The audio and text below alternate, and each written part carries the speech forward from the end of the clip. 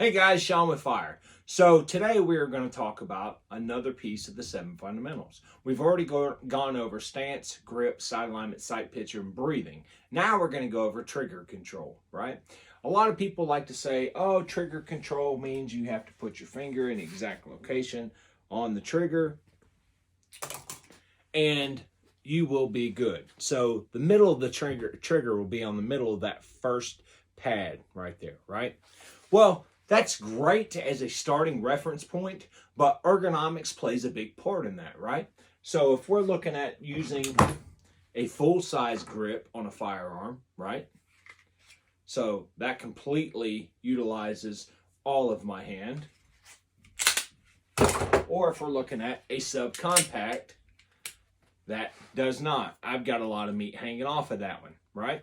Ergonomics plays a big part in that. So I can't definitively say, hey, that's the best place for every person in every shooter with every platform gun, because I'm going to show you with two exact, almost same size firearms, two different platforms, I cannot do that and be accurate. I have to slightly move my trigger finger.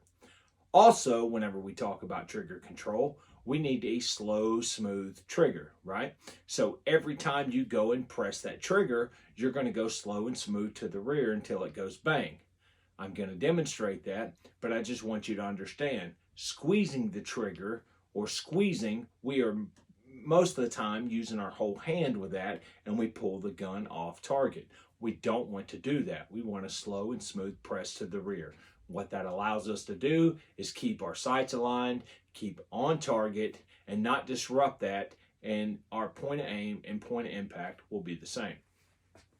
So here, I'm going to go ahead. This is a Glock 43, and whenever I put my finger on this particular gun, and almost all Glocks, I'm a little bit off, right? I'm not in the middle. I'm just a little bit to the side. That is what works for me. It's not going to work for everyone because my ergonomics of my hand is going to be different from yours, even though we might be utilizing the same platform, right? So whenever I do this, I'm going to put it about right here.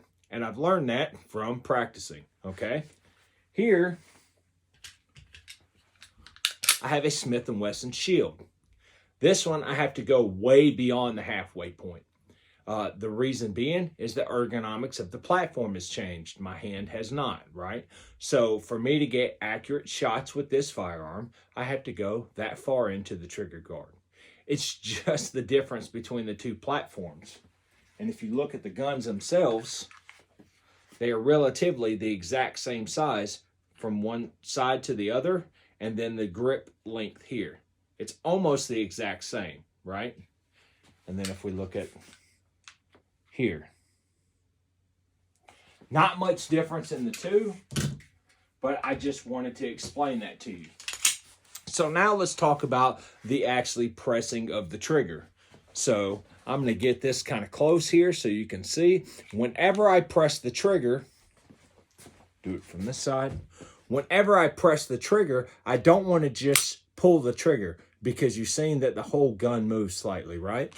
So whenever I want to press the trigger, I want to go slow and smooth to the rear. So that way I'm not disrupting the sights at all.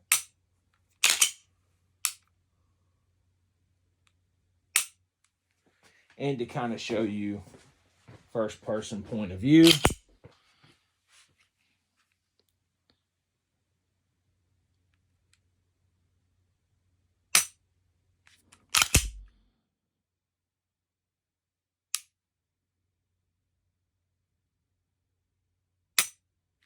and all I'm doing is going slow and smooth to the rear, right?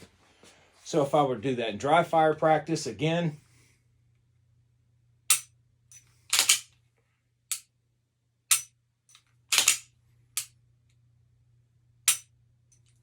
slow and smooth. I don't want to disrupt anything I did. If I go too fast, I'm going to jerk that, and it's going to move, and I'm going to be off target, right?